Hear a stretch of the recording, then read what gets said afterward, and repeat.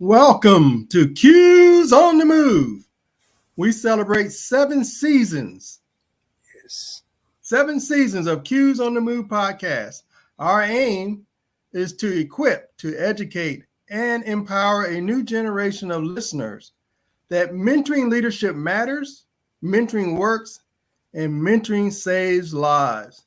I am Brother Donald Williams II, the proud 2nd District Chairman for the Fatherhood and Mentoring Committee.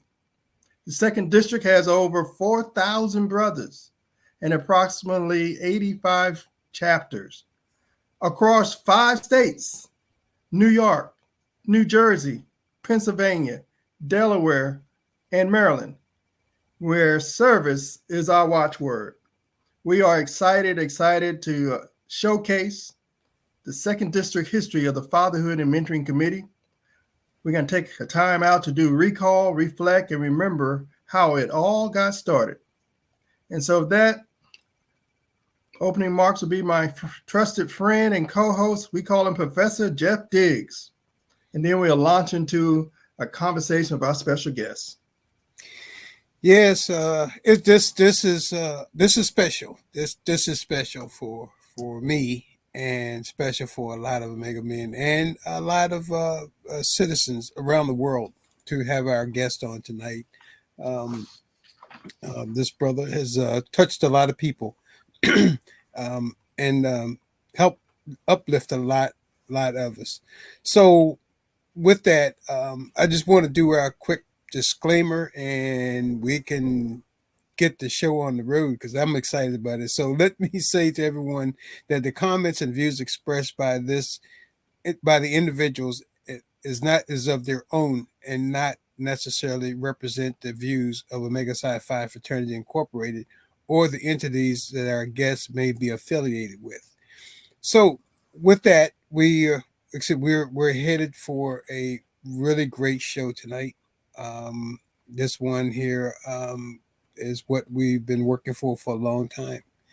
So, with that, Don, here we are, April 2024. We're still here. We're still moving. We're still growing.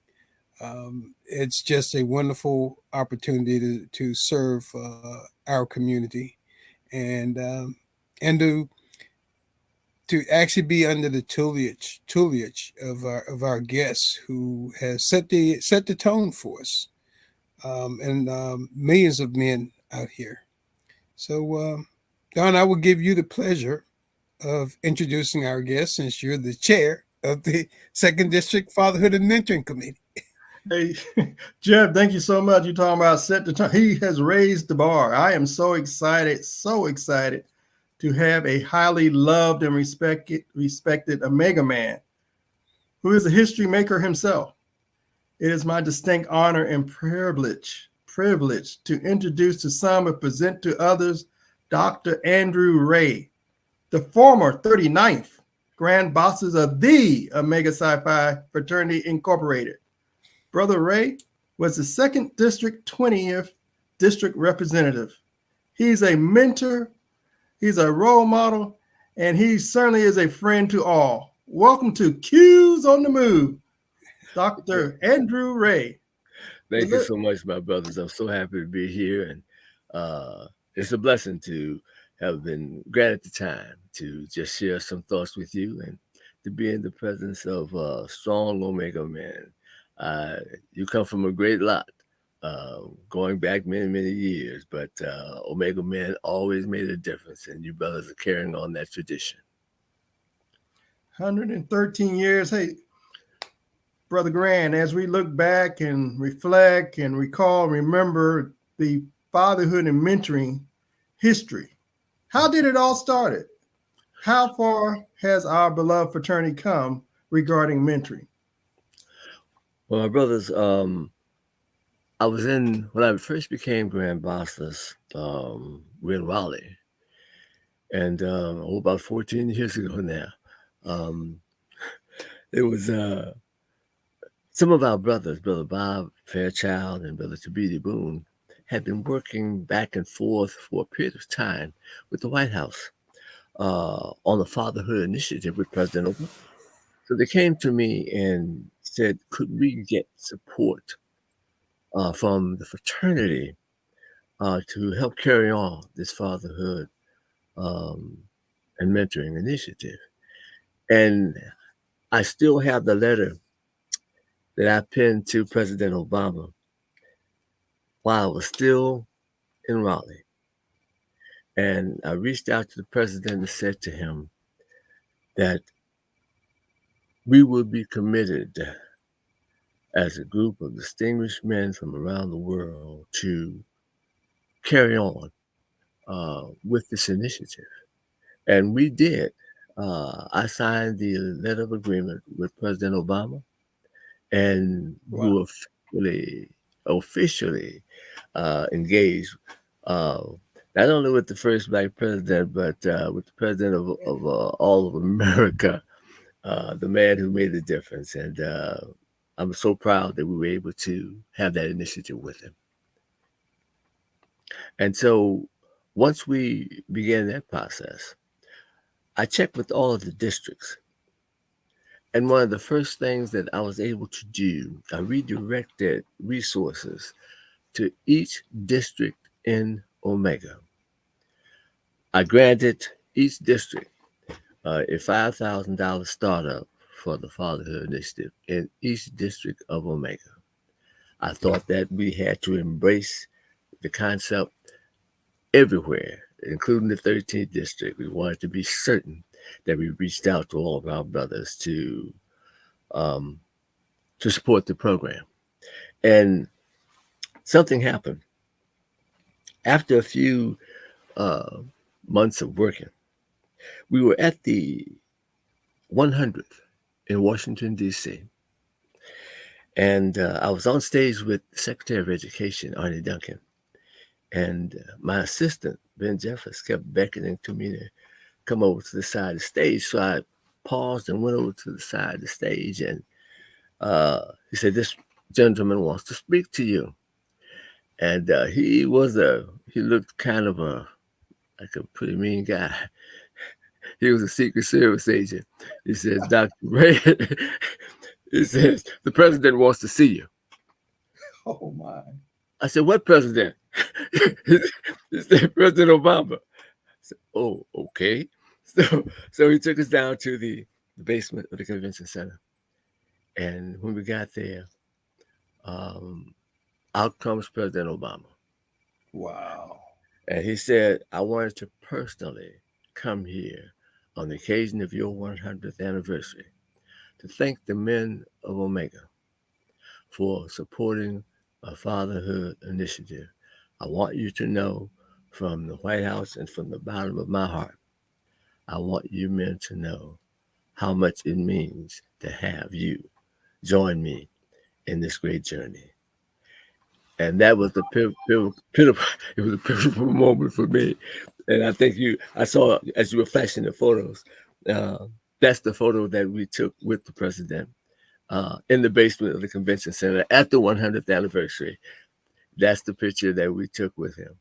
And from that point on, we were off to the races. And as you can see, that's Brother Moses Borman, and you see a number of brothers that you would recognize: Bob Fairchild, the Grand Chaplain, the Grand Counselor. Our undergrads were there as well. And so it was a great moment to be in the presence of President Obama as he congratulated the men of Omega for being the first to engage with him on that journey. And so for that, I am eternally grateful and proud of the men of Omega for supporting that initiative. Wow, Jeff. That is looking back, I was there at that conclave that year. It was just it was the most fantastic thing I think I've ever been to in my life.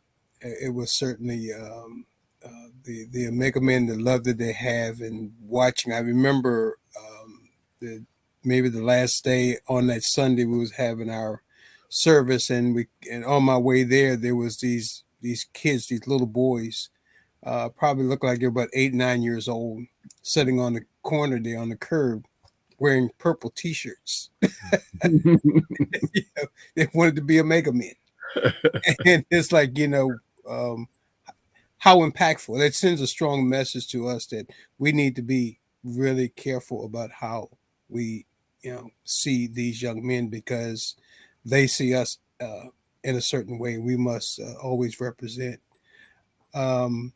So let me just ask you this: how can Omega improve our mentoring? Here in the 21st century. My brother, if you, as a matter of fact, if it has arrived at your homes, take a look at the article, this issue of the article. There's an article in there featuring myself and one of my first mentees, and basically, it's entitled "Don't Miss the Handoff," and I formed that verbiage traveling with. We traveled around the world, and my assistant, who became my assistant after a little turmoil. I had to pull him out of some things, but he turned out to be just quite a young man, and he was a track star at Syracuse University. And so everywhere we travel, we were always watching track and field events, because that was his thing. He was a track star, went to Syracuse on scholarship. And we were watching, I think it was the Pan Am games, one of those games. And the American team was projected to win it all. And so out of the block, the American team shot. They were leading. First handoff, second handoff. They got to the third handoff, and they dropped the baton. And from that, I formed a thought process for our lives and our journey in Omega.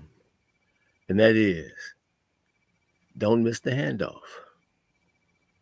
Because if you miss the handoff, not only do you lose, the whole team loses. So the one thing that I have tried to do, and that article speaks to some of it in this article that just came out a few days ago. The young man who's my assistant, at one point I was about to recommend him be removed from the fraternity. But he did something, a surprise to me, that brought him back into my good graces. And so what I was going to recommend to the DR, I changed. Something happened instantly. He did something that let me know that there was a kernel within him that Omega men could benefit from. The young man hitchhiked from Syracuse, New York to St. Louis, Missouri, where the conclave was. And he did so because he didn't want his chapter to be suspended. So when he got there, I was walking through the hotel on the way to meet with the DR to recommend some action.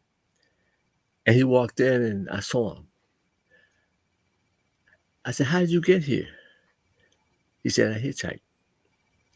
See, those of us who've been around for a while, you used to could hitchhike. When you want to go, you can't do that now. But you used to could hitchhike. I said, where are you staying? He said, "I don't know." He was looking so disheveled. I said, "Have you had anything?" He said, "No." He said, "I don't have any money." Immediately, my whole attitude changed. I ended up feeding him for a week because he had no money. We took care of him for a week. And that began a lifelong friendship. To this day, he's my assistant. So he went from almost being in trouble to being the assistant to the Grand Basileus and going around the world carrying the positive message for Omega. So that taught me something that I always share with brothers. We don't give up if we can see the good in a young man or any young person. If we can see the good, work on the good. We don't let the negative overwhelm the good. And that has been a message I've carried throughout Omega, wherever I've been. And I still do it here in New York, where I am, as I mentor young people. I have at least 35 young men who are now Omega men, who I met when they were just coming through in junior high, high school. They're now men of Omega. So there's a lesson to be learned from those of us who have been a little bit ahead of the game. And I say to all of us, and to young men and young women, one of the lessons that I did learn early on, I picked it up from my grandma. I was born in Mississippi, very small town in Mississippi. And when my parents came to get me, take me to New Orleans, because they had found work. Everything was farming in Mississippi, so they went to New Orleans to get a job. And so when they came to get me, my sister, they took us to New Orleans. But before I left, my grandmother said, "Baby, you're going to a big city." She said, "I want you to learn to hold your peace." And first I heard that. I didn't know what she was saying. Hold my peace. She says, "I mean, think. Be slow to anger." And it kicked in with me after I got to New Orleans, because when I went to New Orleans, I'm a product of the civil rights movement. I got there and the prejudicial behavior was tremendous. And we were at the Mardi Gras. And unfortunately, if a person that was my color, looked like me, the parades and so on, all the frivolity could be going on, but there was only a certain length of time you could go there. Streets you couldn't go any further on. And I was with a friend of mine, and as we were walking, he was lost track of where we were, so he kept going across the street. When he went across the street, the officer on duty, I thought he had killed him. He hit him and knocked him down and knocked him out cold. He pulled his gun, he put the gun to my head, and he spit in my face. He said, "You want to hit me, boy?" I said, "No, sir." He said, "Go on, hit me, boy." "No, sir."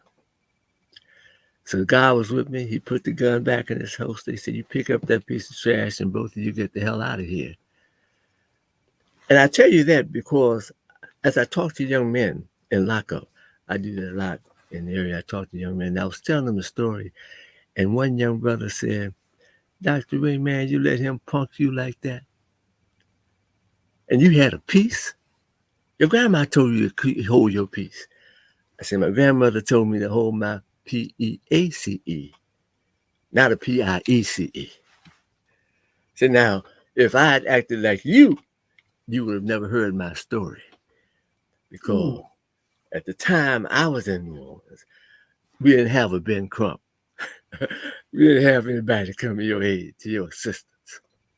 And my brothers, I share that with you because I had to bring my mother here to New York to live with me because she got to the point that she needed help.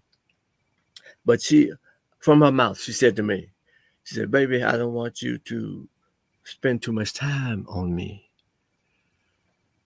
She said, "I don't want to be a burden to you." And I said to my mom, "You know, when I got locked up as a 13-year-old just for playing baseball in a park that we were not supposed to be in, you came to get me." I said, "I'm coming to get you. I brought you here to stay with me." And that lesson we seem to be losing with our people now, because parents are burying their kids. They don't get to do things for mom because they're gone. Mom has to put them away. So what I share with you is that not missing the handoff, learn from what's around you, pass it on. Don't let it just be something in one's memory, in one's history. It's important that we share so we can move forward. That's powerful. Powerful. And I'll share this with you too, my brothers. I started off in a two-room school in Mississippi, and when I came to New York, I was just amazed. These beautiful buildings and all this technology in the schools and so on, and all the students they're dropping out, not performing. So with all of this stuff that these kids have to deal with, what's going on here? So I began to work with that. And I'll tell you in brief, we were able to do some things in turning around of many young people. Uh, my first year working with these young people and the parents that Yes. we were working with, we brought the parents in and we were able to change the whole picture of one of the major schools here, one of the largest schools here in the city. And in doing so, I I was very, very proud of my brothers. Our second graduating class came out. The young lady now she got an MBA from Harvard. We had three people to go to university, and they've finished number one, number three, and number seven in the senior class, and in the freshman class at the university.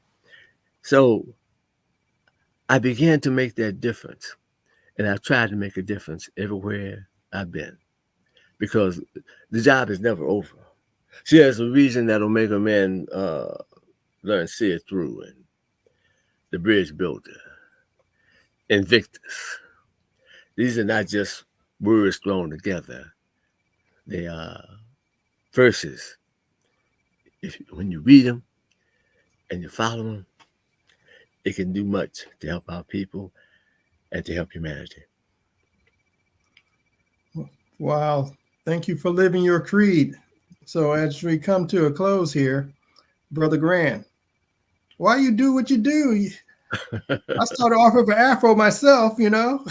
Oh yeah, I had the largest afro in Omega. I had the largest afro in Omega, my brother. But one thing I found is that in working with within this brotherhood, it's been one of the joys of my life, and I thank Omega Men wherever I go because they truly gave me the privilege to represent them on the international stage. And no matter where I go, I'll always be eternally grateful uh, to uh, the brotherhood. And I always remember, it's on all my stationery, that the best Grand Basileus is one who never forgets what it is to be a grand brother. Because the brothers make you a brother for you anything. And sometimes even in leadership forms, sometimes leadership can get a little bit, as my grandmother said, they began to smell themselves, thinking that I got it all. But you wouldn't be anything if the brothers didn't make you something. And I never forget that wherever I go.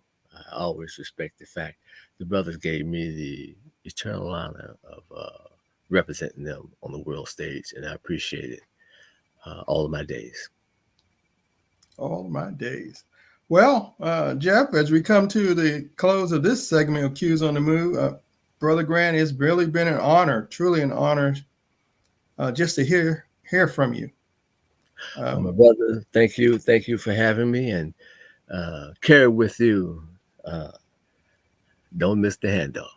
Don't miss the handoff. Don't miss the handoff. And if we don't miss the handoff, we can win the race. Because we got all the elements to win. Just don't miss the handoff. Jeff, before we go to the announcement, go ahead. Thanks. This just is, rejuvenating, to say the least. For the work that we do, it's not always easy, but it's always important. Very much so. Because, one of the things I learned years ago with some children, used to tell this story with these little kids that I had, and they were all slated to go to the reform school. And I spent 45 minutes with them on Tuesday and 45 minutes with them on Thursday. And many of those days they would cuss me out because. But 6 months later, the same little kids wind up wearing a tie to school. Yes, indeed. Because they wanted to be like the guy that had the suit on every day. And that was so impactful to me. Just be that rock sometimes for our kids. We don't have to know the answers. We just have to just be present. And remember, all children belong to all of us. Yes. No matter. It belongs to all of us. And I think Omega Men around this world are doing a great job in terms of mentoring and bringing young men forward. And I'm just so proud to be a part of such an august body of men who make a difference wherever they live and work. So I congratulate you, brothers. Thank you, sir. And thank you for joining us on Cues on the Move. If we can go to the slide. Thank you for inviting me, my brothers. Thank you. A lot of wisdom and knowledge there, Jeff. Hey, Brother Grant. Yes, indeed. You remember this picture? I sure do. What comes to your mind? We're making that one now. That was Brother Elam, was it? Yeah, Brother Elam. This the one with Brother Elam? This was with our district conference. We had $100,000 out of Edipi. Which we appreciate you. You always say yes to Donald Williams. I appreciate you there. Yes, I remember now. And so you'll know too, we attend HBCUs during my administration. We established Omega scholarships, endowments, Omega endowments at 10 HBCUs in order to make scholarship one of our cardinal principles. Really have meaning, not just words, but to make it meaning. These young folks need help, financial help to get through school. And so we have 10 that we were able to establish. Next slide. Thank you for the leadership. Legacy. Hey. Oh, yeah. that's my assistant. He wasn't always in a certain time, but he's the best in the business now. He's good. When I see this picture, it epitomizes friendship. Every time we see you, you have my man Jeffries with you. Oh, yes. Yes, indeed. What a model. Jeff and I try to do the same thing. Yeah. It works. It works. And Thank you. Be the change agent. Next slide. Hey, Game Changer Conference. We're 4 weeks out. This is in Montgomery County, Maryland. We got a couple of mega men that's going to be featured doing workshops. We are impacting over 500. I just came from a meeting. The number's up to 600 pre-registration for April the 20th. And we're just so excited, so excited. We are changing the game. We are changing the narrative. Join us at the University of Shady Grove, down by Shady Grove Hospital in Montgomery County. Look forward to seeing you there. Next slide, please. All right, Jeff, there you go.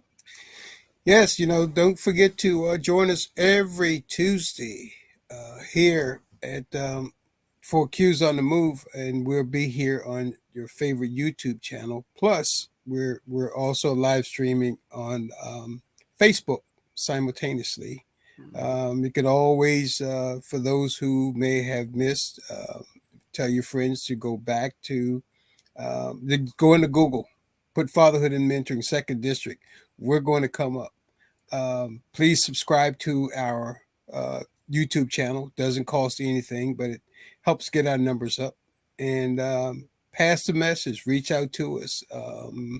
Let us know how we can support. If you want to bring support to us, we're ready to accept. We're always ready to work and being impactful for one more child.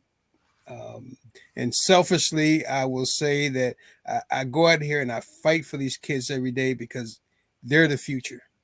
Yes. It's their world. And if their world is good, mine is going to be great. And they remember the fight too. Just 10 seconds. I had an accident and I had to be hospitalized. They rushed me to the hospital. And when I got there, they rushed me into the emergency and they said, we're going to have to do surgery right away. And the doctor walked in. I was laying on the gurney and the light was shining in my face. I couldn't see him. And he said, he touched me. He said, don't worry, Dr. Ray, I got you. And I didn't know who it was. He pulled the mask down and he was one of my former mentees. And I said from that, be careful how you treat people along the way because you don't know when you might meet them again. Absolutely. And Absolutely. one more slide. Is there another slide there? Okay. All right. So, hey, look, family and friends, thank you for joining Q's on the Move. It has been a wonderful experience sitting at the feet of Dr. Andrew Ray. Speaking of Dr. Yeah, we got to talk about Don's book release. Hey, look here. Go to Amazon.com. Brother Grant, Grant, you feature in chapter 9. It's my Omega story. You have yours, but this is my Omega story. All right. About mentoring. Yes, indeed. And chapter 9 is a chapter on Omega Psi-Phi, the great work we're doing, and specifically passing the baton and not dropping it. Yes, and indeed. So, friends, go to Amazon.com. I appreciate you so much if you leave a book review. I'm a proud first-time published author, and it's my story about being a public servant, a leader who ignited a community, and by raising awareness on the importance of mentoring programs for our young people. So with that, Jeff, I turn it back over to you, man, for closing remarks. Okay, and we just want to just thank our audience for always being there for us and giving us the opportunity to serve. Dr. Ray, I can't thank you enough. My brother, you've been an inspiration to me for as long as I've been an Omega Man. And before the show started, the producer was saying that, his mother told him, you're doing good when you're around great men. So I'm doing pretty good right about now. I feel the same way. I feel the same. And I thank you, my brothers, for the great work that you're doing there. And please continue to do so. Don't let nothing stop you. Continue to do so. Because those people you're touching now, they remember. They will remember. And they'll pass it on. Yes. Thank you, sir. So thank you, brothers, for having me. And thank you for letting me be a part of the discussion. Appreciate it. Family and friends, you heard it first here. Every Tuesday, join us on Q's on the Move. We'll see you next Tuesday. Take care, my brothers. God bless. God bless.